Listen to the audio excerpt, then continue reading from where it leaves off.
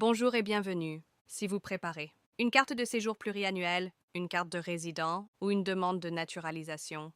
Vous avez sûrement entendu parler de l'examen civique obligatoire. Dans cette vidéo, je vais vous expliquer simplement ce qu'est l'examen civique, à qui il s'adresse, comment il se déroule et surtout comment vous y préparer efficacement. Qu'est-ce que l'examen civique? L'examen civique est un test officiel sous forme de questionnaire à choix multiples entièrement en français.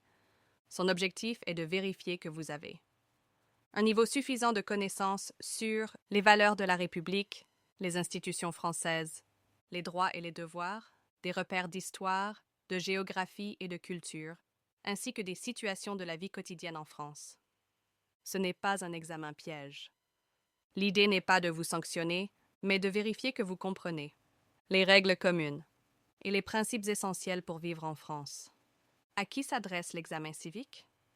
Il existe plusieurs versions appelées mentions de l'examen civique, la carte de séjour pluriannuelle, la carte de résident et la naturalisation. Dans cette vidéo, je vous explique le fonctionnement général. Mais attention, pour la naturalisation, un changement important est prévu. À partir du 1er janvier 2026, la connaissance de l'histoire, de la culture et de la société française sera vérifiée par l'examen civique, et non plus uniquement lors de l'entretien d'assimilation. Comment se déroule l'examen? Quelle que soit la mention, l'épreuve prend la forme d'un QCM de 40 questions. Ces questions portent sur deux types de contenus, des questions de connaissances et des mises en situation. Les mises en situation sont des scénarios du quotidien, où vous devez choisir le comportement conforme aux valeurs républicaines.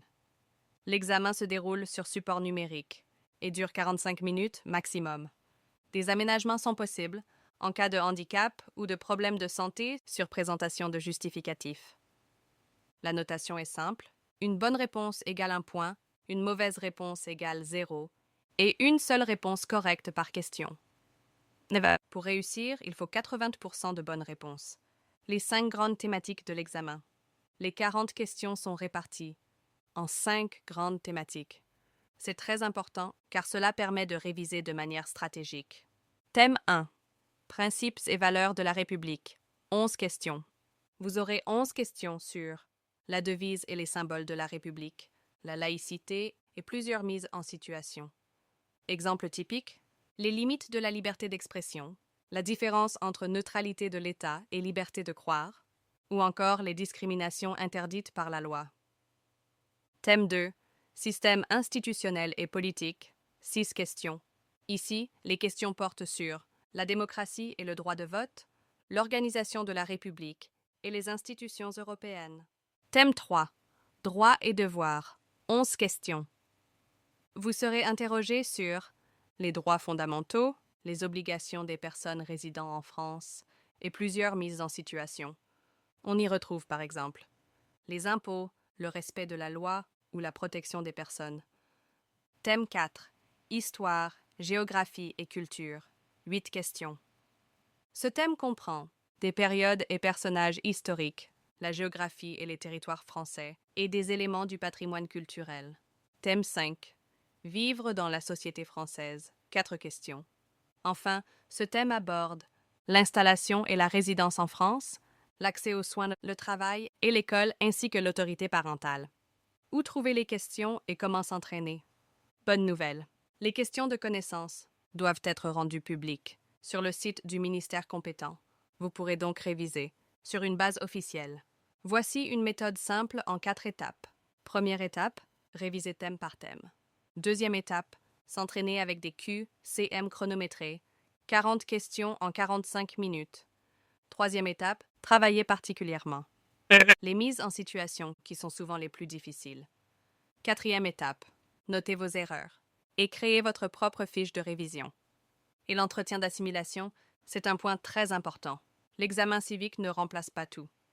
Pour la naturalisation, l'entretien d'assimilation reste essentiel.